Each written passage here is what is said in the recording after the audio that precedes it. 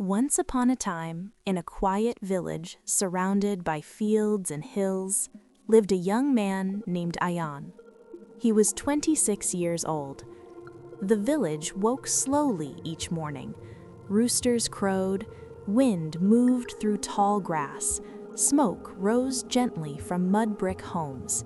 But Ayaan woke before the sun, not because he had work to do, but because his thoughts would not let him rest. He sat on the edge of his wooden bed, listening to the silence. His hands rested in his lap. His chest felt tight. From the outside, his life seemed simple. A small home, familiar faces, the same paths walked every day. Yet inside, Ayaan felt restless, as if life was passing quietly and he was falling behind. During the day, Ayaan helped in the fields. He walked the same dirt paths, he greeted the same people, but his mind was always somewhere else. He worried about the future, about money, about time slipping away. At night, he lay awake, staring at the wooden ceiling, questions repeated like echoes. What am I doing with my life? Why do I feel so heavy? Why am I never satisfied?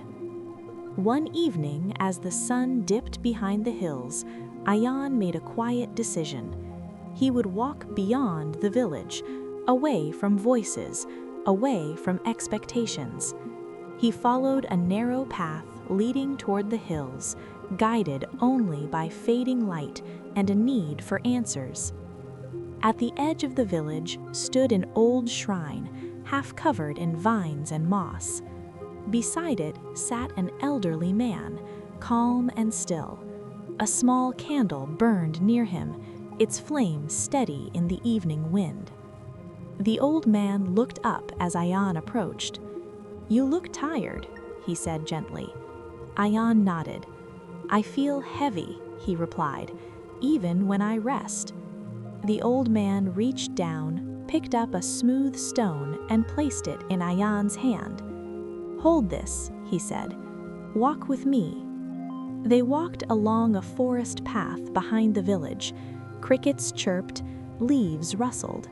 The air smelled of earth and trees.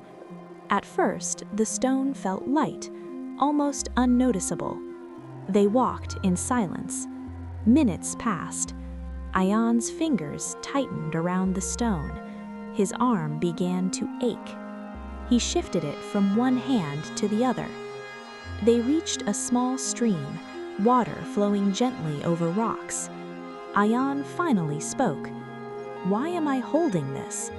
The old man placed a notebook on a flat stone near the water. "Write," he said. Ayaan wrote slowly. "I am tired of carrying what I cannot change." The old man nodded.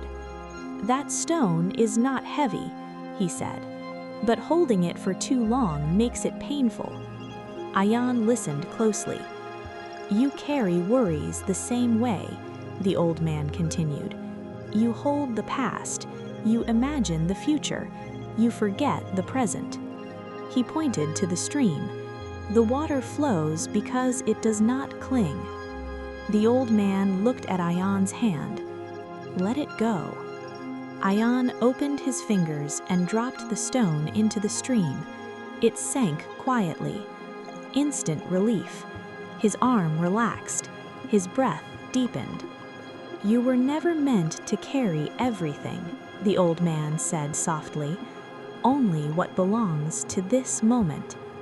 They sat by the stream as the sky darkened. Fireflies appeared. The candle flickered nearby. Ayaan felt lighter, not because his problems were gone, but because he was no longer holding them so tightly. The next morning, he returned to the village. The fields were the same, the paths were familiar, but Ayaan walked differently. Slower, calmer, present. He worked with steady hands. He breathed deeply.